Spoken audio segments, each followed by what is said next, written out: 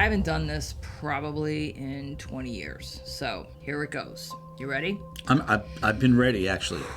Yes, I'm ready. It sounds like sometimes they're not mistakes, but the thing is, they're recommendations to prevent a mistake. I stand corrected with the mistake I made in discussing mistakes. We had lunch this afternoon, and when we walked into the restaurant, the server said, "Oh, here come the YouTubers."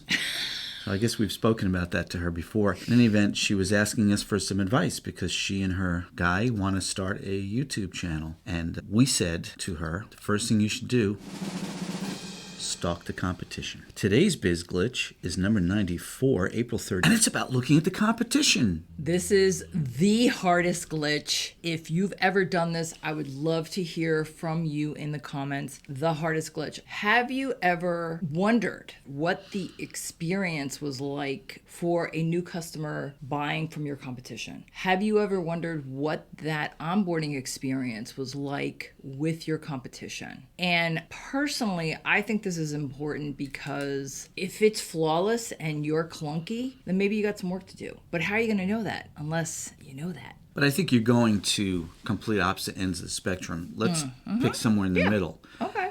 Doing that kind of analysis, whether you visit your competition's brick and mortar store or you visit their website or you call, there's always a potential to gather data on things they do well, things they do poorly, that you can learn from and either implement or avoid. Or celebrate because you're like, nailed it! We did a glitch on secret shopper calls. And it's kind of in that same vein, if you will, because you have to kind of you have to kind of act. You have to kind of lie. And sometimes acting is lying, but in a good way. Or pretending. Let's not say lying. Yeah, lying pretending. is rather got a nefarious attachment to it. Why don't we just say pretending? Yeah, you have to pretend that you are somebody else. I'm not good at this. I feel like they're going to know my voice, or they're gonna, I'm gonna have to reveal information that on the spot improvising it's gonna be a fail. I happen to be very, very good at it.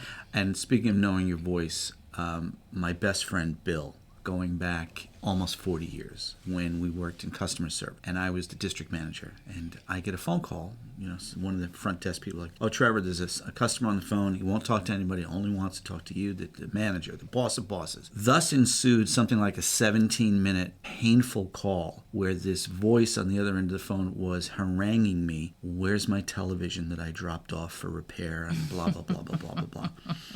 And I took all the information and, I said, "Let me look into it." And you then were taken. Yeah.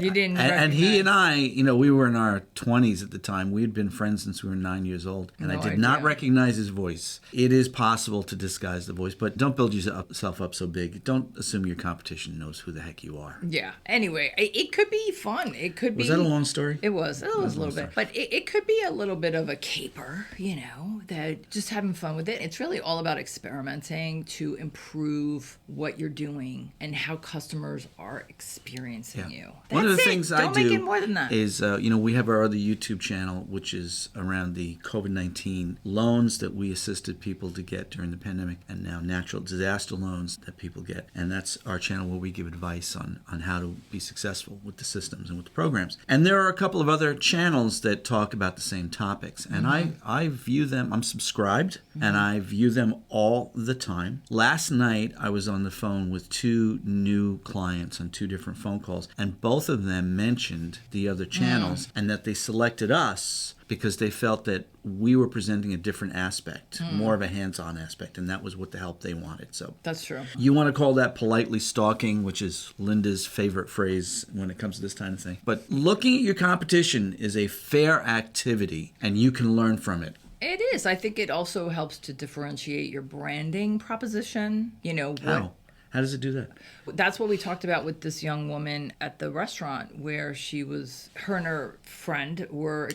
Her partner. They were exploring doing this type of channel. And I said, well, you should check out the other channels and see what are they presenting. And it was a very specific idea that they want to focus on. Yeah. And how can you present it in a different way, whether it's a different spin on the topic, and bring the two of you in as the personalities with that type of activity. think there's a branding opportunity of how you position. You're right. Yeah. How you and in position fact, yourself. sitting there in the restaurant, we were sitting at the bar, and we had finished lunch, and we were waiting for the pistachio cake and the homemade coconut cake to come out for our dessert. And I went onto YouTube and I zipped through that topic, and I went through like 30 or 40 thumbnails real quick.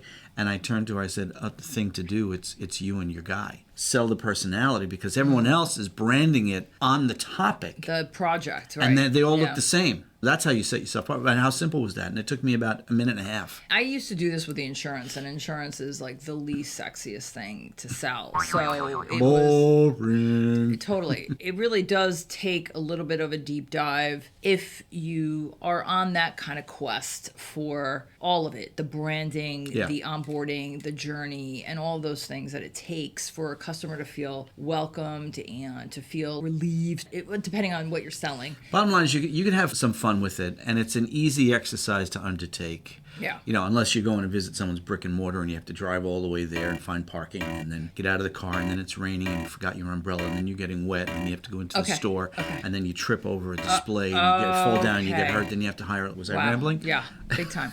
You can even break this up into very simple increments, like what's their phone system like? Do you have to press how many buttons to get to a live person? Yeah. Do they have it well organized to choose what you're calling about if you were a real person really calling? And what is the greeting when you, whether if it's an automated system or a human being, what's the greeting and how does that make you feel as either a customer or a potential customer, prospective customer? The goal and actionable item is to decide, are you going to do this yourself or do you want to hire somebody? And do you have access to somebody that is in your field that does this type of specialized work? Again, we did the glitch without knowing the number again because we've had 92 glitches so far. 93. 93 glitches. This is number 94. 94. Just as a reminder. Just as a we're reminder. on Biz Glitch number 94. 94. We did I have one job, and you just saw it, okay? Just to be clear.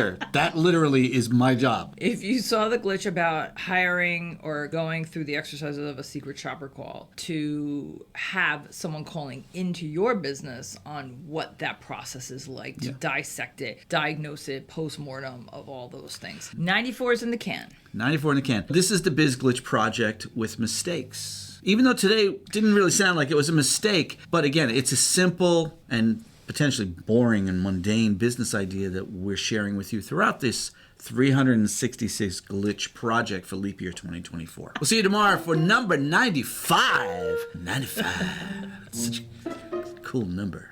All right, bye.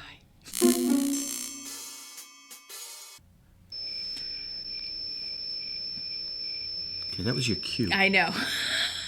I teed it up for you. We'll be here till 9 o'clock tonight. Okay. Which is perfectly fine by me. Okay.